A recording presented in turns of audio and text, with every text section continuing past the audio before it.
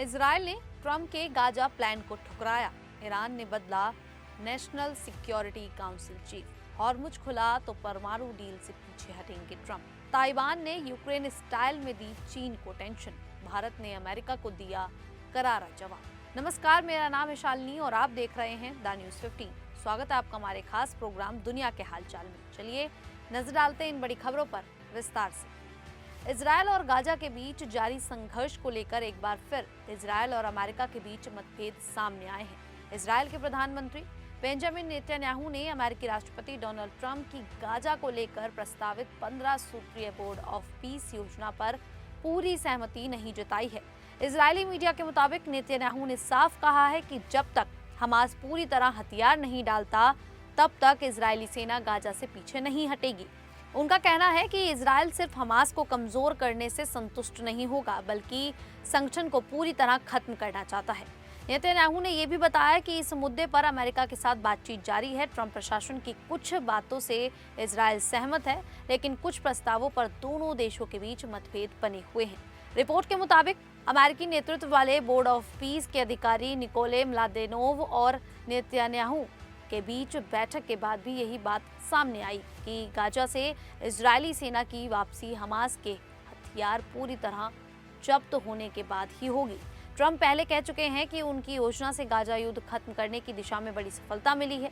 हालांकि इजरायल का रुख अभी सख्त बना हुआ है। इजरायल और गाजा का विवाद जमीन सुरक्षा और संप्रभुता जैसे मुद्दों से जुड़ा है। 1948 में इजरायल बनने के दौरान बड़ी संख्या में फिलिस्तीनी विस्थापित हुए थे, जिसमें से कई लोग गाजा में जाकर बस गए।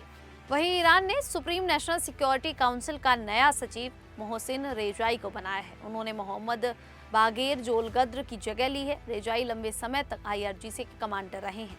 उन्हें परिषद में सर्वोच्च नेता मुस्तफा खामनेई का प्रतिनिधि भी बनाया गया है।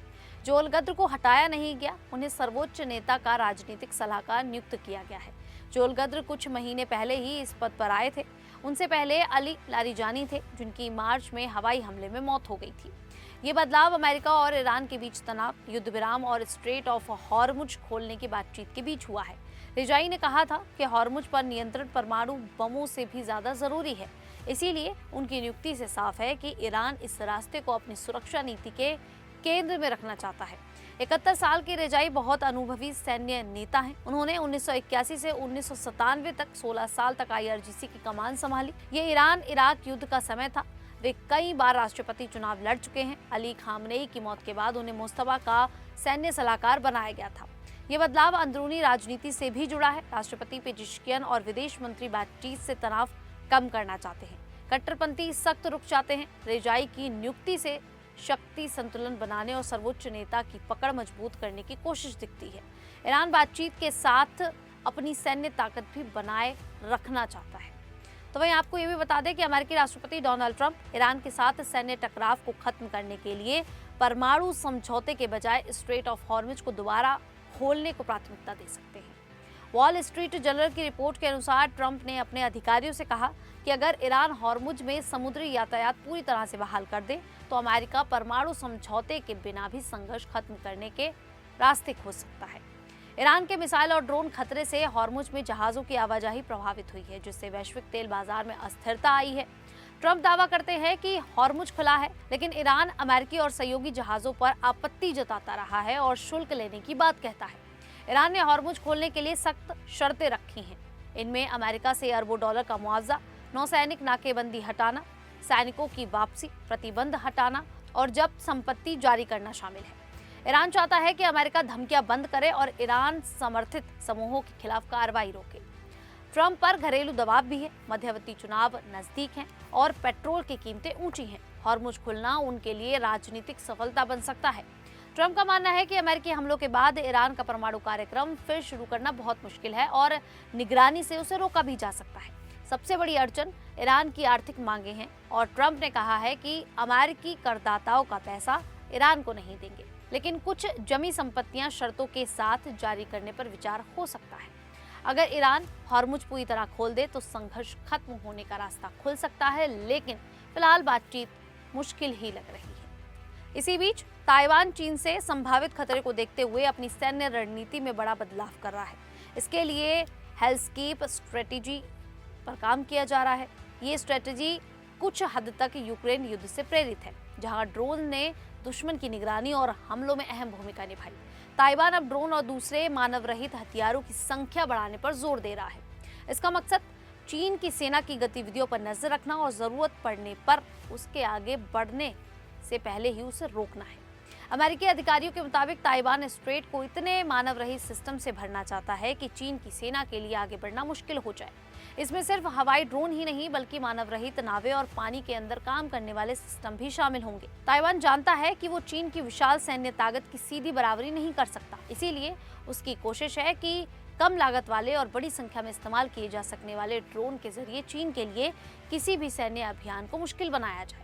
ताइवान अपने घरेलू ड्रोन उद्योग को भी तेजी से बढ़ा रहा है। रिपोर्ट के मुताबिक उसका लक्ष्य 2030 तक हर महीने 1 लाख ड्रोन बनाने की क्षमता हासिल करना है।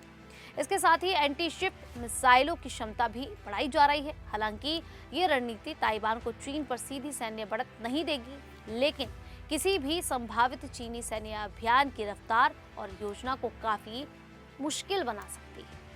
वहीं अमेरिका में भारत के प्रस्तावित FCRA 2026 को लेकर विवाद शुरू हो गया है। कुछ अमेरिकी ईसाई संगठनों और सांसदों का आरोप है कि ये कानून ईसाई मिशनरियों और विदेशी चैरिटी संगठनों को निशाना बना सकता है। इन आरोपों पर अमेरिका में भारत के राजदूत विनय मोहन क्वात्रा ने आंकड़ों और तथ्यों के साथ जवाब दिया है। क्वात्रा ने कहा है कि विदेशी फंडिंग को नियंत्रित करना हर देश का संप्रभु अधिकार है।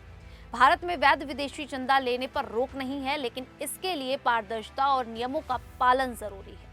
उन्होंने कहा कि स्वास्थ्य और शिक्षा जैसे क्षेत्रों में कई संस्थाएं अभी भी विदेशी फंड प्राप्त कर रही हैं। धार्मिक संगठनों की संपत्ति जब्त होने के आरोप पर उन्होंने कहा कि इससे जुड़ा नियम 2010 से लागू है। प्रस्तावित बदलावों में संपत्ति की सुरक्षा और उसे वापस पाने का प्रावधान भी मौजूद है।